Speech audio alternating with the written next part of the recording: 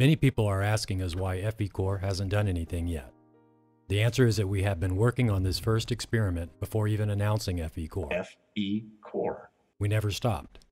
The first experiment was planned to be done when the lake is completely frozen, but it never froze, so we decided to do it whether it freezes or not, and it will be done very soon. So, what is the first experiment? The first experiment will be across Lake Balaton in Hungary. We will try to aim the laser across the lake at the lowest possible altitude to see if it will hit the other side of the lake 65 kilometers away. If it doesn't, then we will see if we can see the source of the beam from the lowest possible altitude. The date of the experiment is still unknown because it depends on the weather, but most likely it will be done in February 2018. We are still hoping the lake will freeze, even if only a thin layer with sub-zero temperatures, because this will reduce or limit the effects of refraction to a bare minimum. What are you going to do if the lake doesn't freeze this year? We will try to do it from land to land without having to use a boat. Dr. Zach and Sander have already gone to the lake to investigate how we are going to do it, and they said that doing it from land to land also works, since they have already seen the laser perfectly from 21 to 23 kilometers in PRETEST. Up, yep. That's right. Look at it. That's the beam, man. Yep. Look at it. They could not measure the exact height of the beam because aiming the beam to where they were standing was not possible. Moving the laser horizontally by as little as 1 degree means that the laser beam will move 366 meters in 21 kilometers, which makes it nearly impossible to aim the beam to the point you want, not to mention that you cannot see your target at all.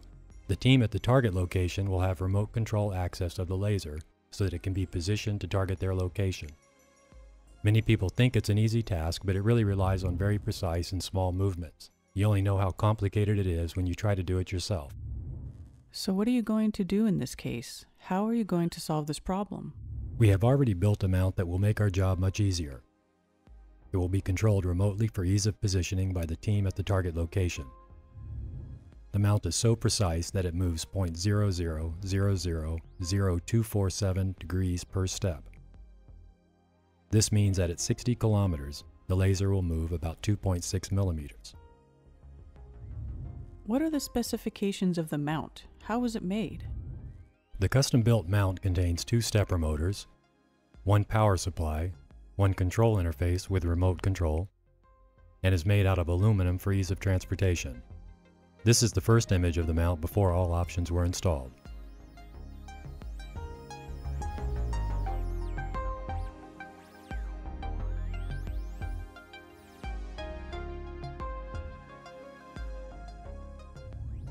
Who designed and built the mount?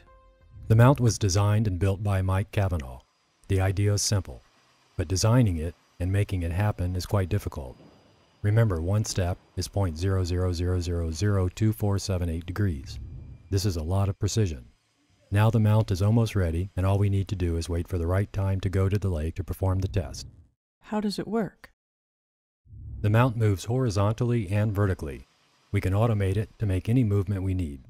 How long is it going to take to get all the measurements? It really depends on many things such as the weather, so we will spend around 7 days in Budapest, but the experiment can be done in 2 days or 3 if everything goes as expected. We also want to spend more time to measure refraction to see how it affects the light at long distances. Would this break the world record? If everything goes as we expect, this experiment will actually set the world record for the longest distance laser targeting in history and be verified by a third party, unlike the moon distance laser targeting done by NASA. How can you see the laser beam from the other side of the lake if the Earth is curved? If the Earth is curved, then we will not see it at all. Bear in mind that the curvature at such long distances should be very noticeable. Let us give you an example so you can understand this. If the laser's elevation is 20 feet or 6 meters, and the distance to the target is 40 miles or 64 kilometers, then even if the laser is tangent to the water surface, it will still be 794 feet or 239 meters above our heads, and it may be impossible for us to reach it. What happens if you see it? Then we will take all the measurements necessary to see why it didn't confirm with the Earth's curvature, and we will share these results with everyone. We see it or not. The results will be shared in either case. Our next experiment will be on the ocean to see how that compares with the data from the lake test. Will you account for refraction over the lake? We are trying to find a way to measure refraction on the lake and see how and if it will bend the light. Will it bend the light upwards or downwards? We also want to see the difference in refractive effects between day and night. Refraction should not be the same throughout a 24-hour period. This is one of the reasons why our team will spend 7 days to study as many aspects of the test as time and weather permits. How will the laser be leveled? Leveling the laser is not an easy thing to do.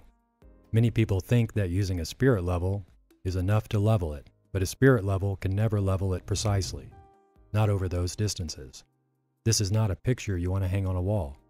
This is a line that will be more than 60 kilometers long. The best way to do this is to put it as level as possible with a spirit level or any other tool, and then shoot the laser to a short distance, like 10 or 15 kilometers away, and then do a longer distance until we reach the longest distance possible. You can say that the entire experiment will be done to level the laser through a long distance. If we aim the laser directly to the target, which is over 65 kilometers, then we may never find the laser to measure its height. The distance is just too long, and it's nearly impossible to find the target. So this is why we will try to walk the laser to the endpoint a few kilometers at a time. We have already done this in the pretest to test this method. How much divergence will the beam have? Well, the divergence is going to be 0.08 millirad, so we estimate that in 65 kilometers, the diameter of the laser beam will be around 5.3 meters. Is the laser strong enough to reach the end of the lake? This is something that we will test. The laser experts said that it is designed to reach longer distances, such as 100 kilometers. But of course, to confirm this, we will have to do the experiments. Such experiments at these distances have never been done before, so this is going to tell us a lot of things. The laser beam is not the only problem we have. The weather is the worst problem. If the weather is foggy, like in the pretest, then we may not be able to do anything. What would happen if the laser beam didn't reach the target?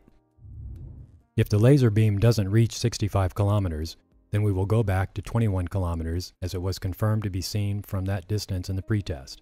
The divergence of the beam at that distance was estimated to be 1.5 meters.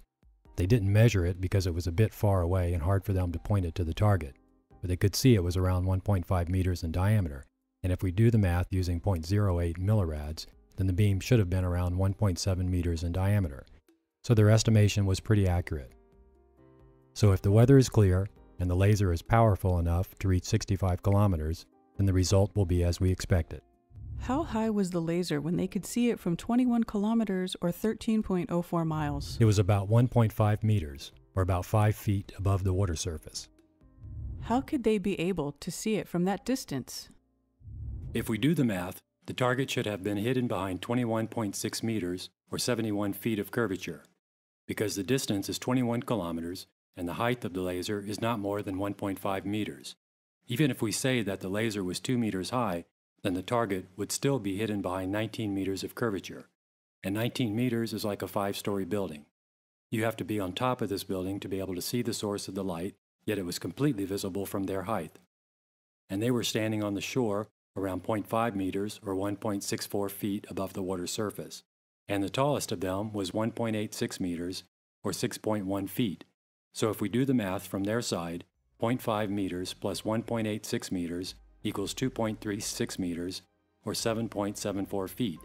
Then the source of the beam should have been hidden behind 18.8 meters, or 61.9 feet. Again, a 5-story building. Does that mean anything? Well, right now it just means that the laser was seen from an impossible distance, but we shall wait till the end of the experiment, and then we will come to a conclusion.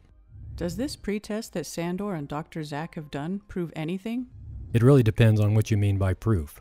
To some people, it may prove something, and to others, it may mean nothing. Some people may think it was faked, as it was not filmed properly. People should know that they went there to test the laser and do other tests as well for the team, but we decided to share their videos to let people know what we are preparing for. We heard that you are using a collimator lens. So what is the collimator lens, and what does it do? It has a huge laser resonator and a multiple lens system that makes the laser beam not diverge in a short distance. So as we said before, the divergence is about 0.08 millirad, which makes the beam's diameter at 65 kilometers about 5.3 meters. Without a collimator lens, the beam would be a lot wider and impossible to see at 65 kilometers, or may not even reach that distance. A laser without a collimator lens cannot go that far no matter how powerful it is. Final question.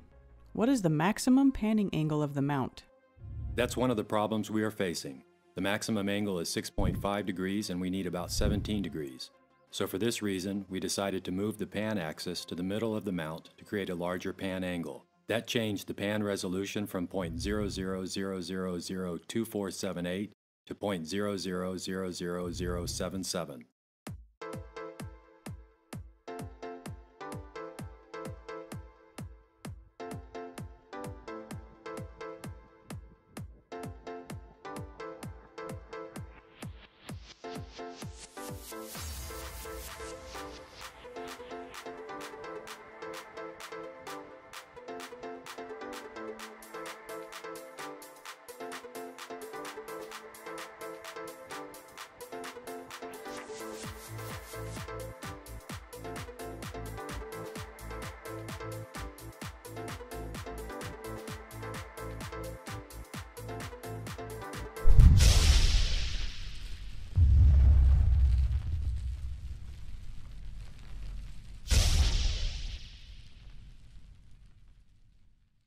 Some sections of this video were used with permission from the copyright owner. We are not responsible for copyright strikes issued to your channel by the respective owners if you mirror this video.